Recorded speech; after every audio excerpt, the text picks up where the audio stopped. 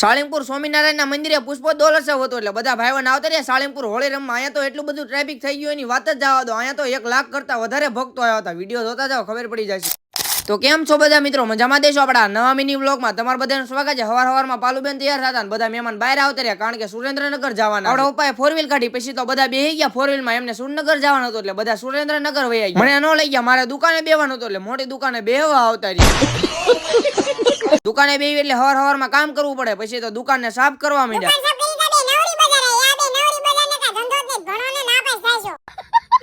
દુકાને આપણો ભાઈબંધ ધૂલો આવ્યો પછી તો એને શેરડીનો રસ મંગાવ્યો ને અમે બધા શેરડીનો રસ પી લીધો. બપોરનો 1:30 વાગી ગયો, રવિવાર હતો એટલે દુકાન બંધ કરવાની હતી. પછી તો મેં આપણા કાકાએ દુકાન બંધ કરી દીધી.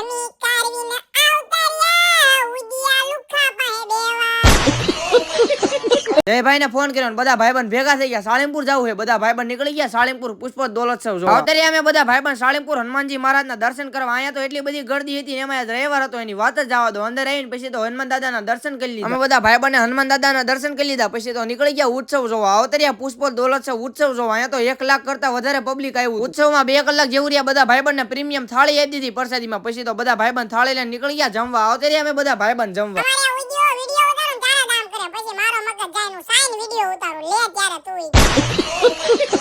અમે ત્રણે ભાઈબંધે પ્રસાદી લઈ લીધી. અહીંયા સાળીમપુરમાં એટલી ગર્દી થઈ ગઈ ને એટલું ટ્રાફિક થઈ ગયું એની વાત જ જવા દો. તમે વિડીયો તો જોવો. ટ્રાફિકમાંથી માંડ ગાડી કાઢી નીકળી ગયા બોટાદ ઘર બાજુ. ઘરે આવતા બધા ભાઈબંધ મેચ જોતા હતા. ફાઇનલ મેચ હતી. કોણ જીતું હતું તમને ખબર તો પડી જ ગઈ છે. ઉપર 3 વિકેટ ગઈ, ઇન્ડિયા જીતી ગયું. પછી તો ફટાકડા ફોડ નાખ્યા. તમે બધા ફોલો તો કરી નાખો.